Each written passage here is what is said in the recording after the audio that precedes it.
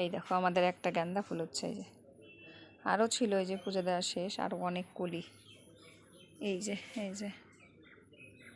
এই দেখো সবটার মধ্যেই কিন্তু কলি আছে, সবগুলোর মধ্যে ভর্তি ভর্তি কলি, এই যে অনেক,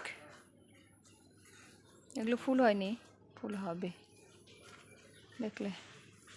এই দেখো সকালবেলায় উঠে জামা কাপড় কাচা, কালকে এই এক 2 3টে 4টে গেঞ্জি সায়নের কালকের, মানে কালকেও কিন্তু কেচেছি, কালকে কাচার পরে, মানে কালকে সকাল থেকে এই সারাদিনের এই 4টে গেঞ্জি, আর এই একটা প্যান্ট, এটা ওর বাবার, এই সব কিছু কাচাকাচি করলাম।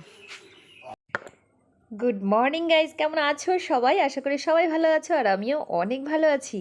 তো সকালবেলায় বাড়ির কাজবাজ করে তারপর বেরিয়ে পড়লাম। তো চলো আজকে একটা নতুন ভিডিওর সাথে আমার চ্যানেলে তোমাদেরকে অনেক অনেক স্বাগত। চলো ভিডিওটা দেখতে থাকো, আশা করি তোমাদের অনেক ভালো লাগবে। আর এই যে বাসে বসে পড়েছি, দেখতেই পারলে তোমরা, বাসে বসলাম আর পুরো বাসটা ফাঁকা। সবসময় যেমনটা হয় ঠিক তেমনই, আজকে তাও 2-3জন প্যাসেঞ্জার রয়েছে, এমনিতে তো সবসময় আমি একাই থাকি। আর এই দেখো আমার হাতের অবস্থাটা, দেখলে হাতটার অবস্থা কি হয়েছে। তো এই যে এখন এরকম রয়েছে, কিন্তু আসার পর কিন্তু এটা আবার ব্যান্ডেজ হয়ে যাবে, কারণ এখন রয়েছে খোলা, একটু পরেই ব্যান্ডেজ হয়ে যাবে বাড়িতে আসলে পরে। প্রতিদিন তো ড্রেসিং হচ্ছে, সেই জন্য এখন আমি খুলে নিলাম, একটুখানি হাওয়া লাগানো জরুরি তার জন্য। আর দেখো এখন চলে এসেছি পাগলাহাট মায়ের মন্দিরের সামনে। এসে দেখি মন্দিরে সবাই মানসিক করে যায়, আর সেই যে পায়রাগুলোকে ছাড়ে, দেখো কত পায়রা। আমি কিন্তু নামিনি, বাস থেকেই এই ক্লিপটা তুলেছি, কারণ আমার দেখতে ভীষণ ভালো লাগছিল, জানো, অসাধারণ লাগছিল দেখতে। ভাবলাম তোমাদের সাথেও একটুখানি শেয়ার করি, আমি দেখবো মায়ের মন্দির আর তোমাদের দেখাও না, এটা তো হয় না। তো বাসে বসে বসেই জানলা দিয়ে এই ক্লিপটা নিয়ে নিলাম। তারপর বাড়ি চলে এসেছি, মালটাল নিয়ে এসে রান্না বসিয়েছি। কী রান্না করছি বলো তো? এই দেখো, আজকে রান্না করেছি বটবটি ভাজা, এখানে রয়েছে কাঁকরোল ভাজা, আর সায়ন কাঁকরোল খাবে না, তার জন্য ওই যে স্লাইস করে কেটে নিয়ে ভেজেছি আলু। এটা কিন্তু সায়ন খেতে ভীষণ ভালোবাসে, তো ও খাবে এটা। আর হাঁড়িতে রয়েছে ভাত, এই যে 1 হাঁড়ি ভাত করেছি, ঢাকনাটা কিন্তু আমি ন্যাকড়া দিয়ে খুলছি, দেখছো ধুয়ো বেরোচ্ছে, এখনও ভীষণ গরম। তা এখন ঝটপট করে এই দিয়েই খাওয়া দাওয়াটা হয়ে যাবে, কারণ ঘি রয়েছে, ঘি দিয়ে আর এই ভাজাভুজিগুলো দিয়ে সকালের খাওয়া দাওয়াটা হবে। তারপরে আবারও আমি রান্না শুরু করব, আর তারপর রান্না করব যেহেতু নিরামিষ, ডালের বড়া করে আলু দিয়ে তরকারি। তো চলো আবার বেরোতে হবে আমাকে। তো রান্না বান্না করে আবার একটু সাজুগুজু করে চলে গেছিলাম হসপিটালে, হাতটা তো ড্রেসিং করাতে হবে নাকি, তো সেই জন্য। আর তার সাথে আমার শরীরটাও বেশি ভালো না, তো ভাবলাম চলো একবার হাতটা ড্রেসিং করিয়ে আসবো, আর একটুখানি ডাক্তারবাবুর সাথে দেখা করে কথা বলে মানে নিজের ব্যাপারটা বলবো, আমার কেন এত উইকনেস লাগছে।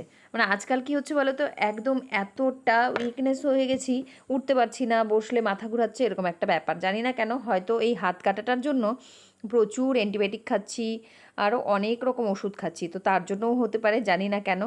তো দেখো কানের মালা সমস্ত কিছু খুলে নিয়েছি এসে, কারণ আমি একদম সব কিছু পরে থাকতে পারি না। সব কিছু খুলে নিয়ে তারপর লিপস্টিকটা শুধুমাত্র মোছা হয়নি।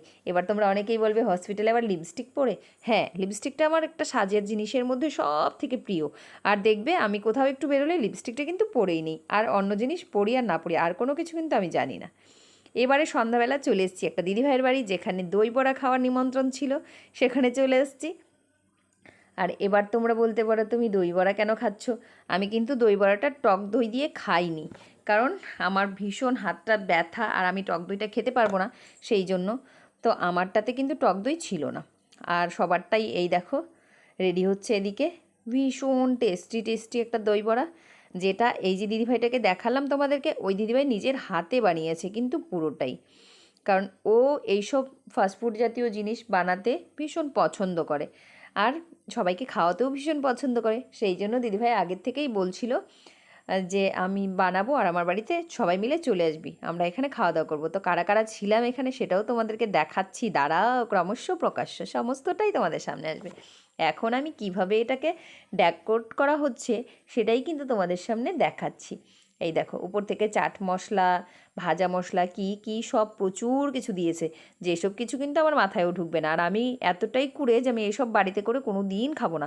আমার যদি খেতে ইচ্ছা করে আমি কিন্তু দোকানে চলে যাব, গিয়ে দোকানে খেয়ে আসবো। আর এই দিদিভাই আবার আলাদা, ও বাড়িতেই বানাতে পছন্দ করে। আর এই যে সোমা প্রথমে বললো খাবো না, তো আমি বললাম ঠিক আছে, তুই খাবি না, আমাকে দিয়ে দিবি। ও কিন্তু খুব মজা করে খাচ্ছে দেখো।